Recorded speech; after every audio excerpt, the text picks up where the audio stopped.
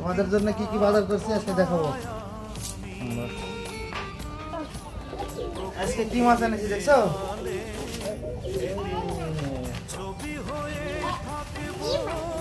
এই যে এটা হলো মিষ্টি, কালো মিষ্টি।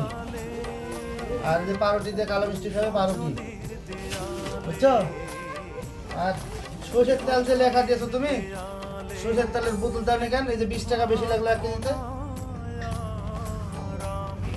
আর এই যে হলো এটা হলো গুড়, ঠিক আছে? এই মাছটা এখনো তাজা আছে, মাছটা কুটে লাও। ছোট মাছ, বেশি বড় না, রুই মাছ। মাছটা এখনই পুরো তাজা আছে, মরে যাবে কিন্তু। এটা হলো জিরা, আর এটা হলো পেঁয়াজ,